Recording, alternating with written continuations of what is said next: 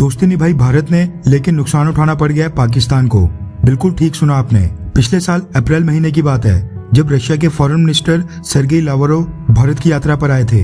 भारत यात्रा के ठीक बाद वो यहाँ से पाकिस्तान के लिए रवाना हो गए थे, जहाँ पर जाकर उन्होंने पाकिस्तान के फॉरेन मिनिस्टर शाह महमूद कुरैशी और तब के पाकिस्तानी पीएम इमरान खान के साथ मुलाकात करने के बाद एक प्रेस कॉन्फ्रेंस की थी, जिसमें ऐलान किया गया था कि रशिया ने अब से फैसला किया है कि वो पाकिस्तान को हथियार बेचना शुरू करेगा, जो पाकिस्तान को एंटी टेरर ऑपरेशन में मदद करेंगे। सेम अमेरिका की भाषा, क्योंकि ये बात 100% सच है कि वो हथियार आखिर में युद्ध के दौरान भारत के खिलाफ ही इस्तेमाल होंगे। रशिया के इस फैसले से भारत और रशिया के बीच कुछ मनमुटाव भी आ गया था। रशिया का पाकिस्तान के करीब जाना साफ तौर पर यह दर्शा रहा था कि रशिया भारत को कम आंक रहा है, लेकिन यूक्रेन युद्ध ने सारी सिचुएशन बदल कर रख दी है।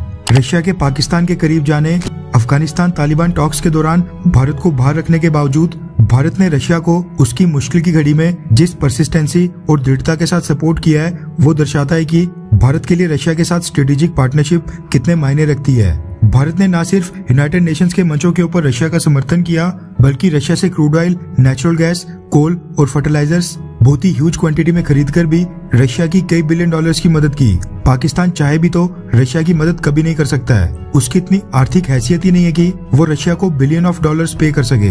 यूक्रेन युद्ध भारत के लिए बहुत ही सही समय पर आया है, क्योंकि रशिया एक तरफ पाकिस्तान के बिल्कुल करीब जा रहा था, लेकिन अब रशिया भारत के ऊपर पहले से कई गुना ज्यादा निर्भर हो गया है। वेस्टर्न देशों की कंपनीज के रशिया से निकलने के बाद अब यूरोपियन देश रशिया के crude oil, fertilisers, natural gas और कोल को भी बॉयकॉट करने की तैयारियां कर रहे हैं। सैंक्शंस के कारण रशिया का ट्रेड भी बाधित हो रहा है। यूक्रेन युद्ध अभी काफी लंबा चलेगा और अगर आज अचानक से खत्म भी हुआ तो काफी सालों तक रशिया को ये सब झेलना पड़ेगा। ऐसे में आगे आने वाले कई सालों तक रशिया को भारत की ह्यूज परचेजिंग पावर की पहले से कई गुना ज्यादा जरूरत पड़ने वाली है। भारत 135 करोड़ की आबादी वाला बहुत ही बड़ा देश है। ऐसे में अगर हम क्रूड ऑयल, फर्टिलाइजर्स, कोल या रशिया से हथियार भी खरीदते हैं तो वो हमको बहुत ही बड़ी मात्रा में खरीदना होगा, क्योंकि भारत एक बड़ा खरीदार है। हम पाकिस्तान या किसी यूरोपियन देश के मुकाबले रशिया से बहुत ही ह्यूज क्वांटिटी में चीजें परचेज कर सकते हैं। ऐसे में रशिया के साथ नेगोशिएशंस के दौरान आज के बाद अपर हैंड भारत के पास ही रहने वाला है, यानी बढ़त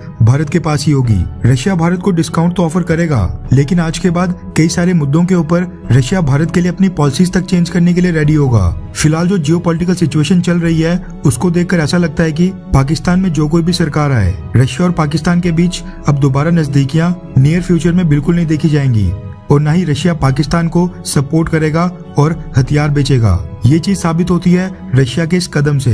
रेफरेंस के लिए आपकी स्क्रीन के ऊपर वन इंडिया हिंदी के आर्टिकल का स्क्रीनशॉट है, जिसके मुताबिक भारत के रशिया से रिकॉर्ड क्वांटिटी में क्रूड ऑयल और बाकी कमोडिटीज परचेज करने के बाद रशिया ने पाकिस्तान को क्रूड ऑयल के ऊपर डिस्काउंट देने से मना कर दिया है। रिपोर्ट्स के मुताबिक पाकिस्तान भी चाहता था कि रशिया जिस तरह भारत को डिस्काउंट पर क्रूड ऑयल बेच रहा है, ठीक वैसे रशिया पाकिस्तान को भी बेचे। खबर निकल कर आ रही है कि पाकिस्तान के पिछले प्राइम मिनिस्टर इमरान खान की सरकार ने रशिया को एक लेटर लिखा था, जिसमें उन्होंने रशिया से मांग की थी कि रशिया पाकिस्तान को भी डिस्काउंटेड प्राइस के ऊपर क्रूड ऑयल और व्हीट यानी कि गेहूं बेचे।